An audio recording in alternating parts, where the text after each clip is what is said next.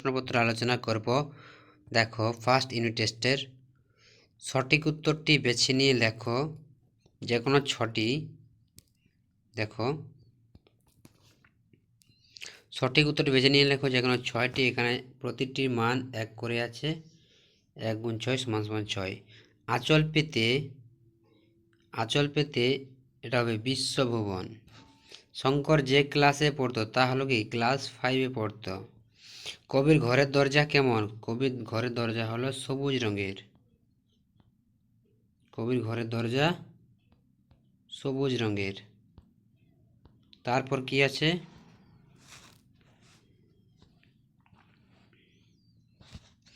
দেখো, হাঁস যে ডাকে শুনে আসে, যে ডাক শুনে আসে তা হলো কি?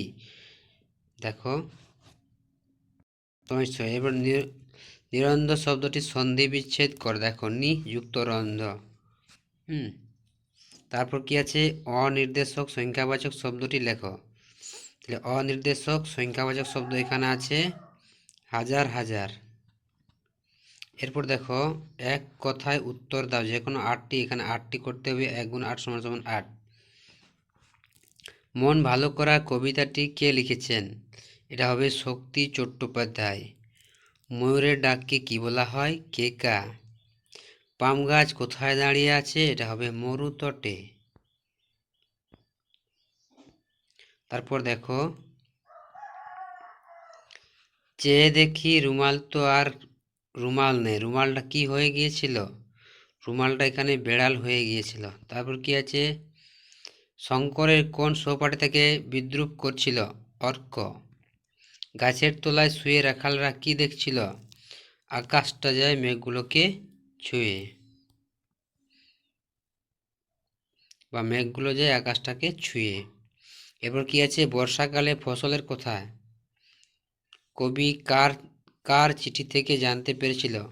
কুড়াকুড়ির চিঠি থেকে জানতে পেরেছিল। এরপর দেখো, যে কোনো একটি প্রশ্নের উত্তর দাও। দেখো কি আছে? এখানে একটি প্রশ্নের উত্তর 3 মার্ক। 3 গুণ 1 সমান সমান 3।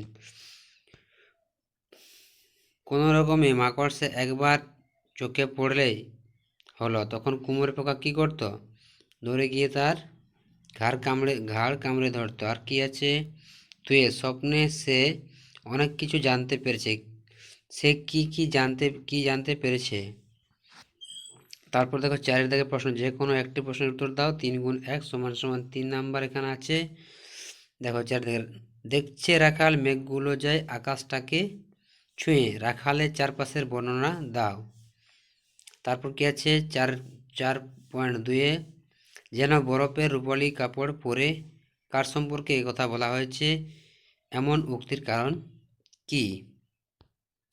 তারপর আছে দেখো, পরের প্রশ্ন কি আছে? দেখো, 5-এর দাগে নিচের প্রশ্নগুলির সংক্ষেপে উত্তর দাও। যে কোনো দুটি এখানে করতে হবে। এখানে তোমাদের 5 গুণ 2 সমান সমান 10 নম্বর দেওয়া আছে। দেখো, স্বপ্ন দেখে সে অনেক কিছু জানতে পেরেছে। কে স্বপ্ন দেখে কি জানতে পেরেছে? 2 দেখো, ভিজে ঘাসের উপর আমাকে যেতেই হবে আবার। কোন ভিজে ঘাসের উপর বক্তাকে যেতে হবে? কেন আবার যেতে হবে? এরা তো মানুষের জাত ভাই কারা? তা সত্ত্বেও মানুষের সাথে তাদের কোন পার্থক্যের কথা পাঠ্যাংশে উল্লিখিত রয়েছে? তারপর দেখো, ভর দুপুরে কবিতাটিতে যে এক অলস দুপুরের চিত্র বর্ণিত হয়েছে তা সংক্ষেপে আলোচনা করো। বন্ধুরা, এই ছিল ষষ্ঠ শ্রেণীর বাংলার একটি নমুনা প্রশ্নপত্র ফার্স্ট ইউনিট টেস্টের। ভিডিও ভালো লাগলে অবশ্যই লাইক শেয়ার কমেন্ট করবে।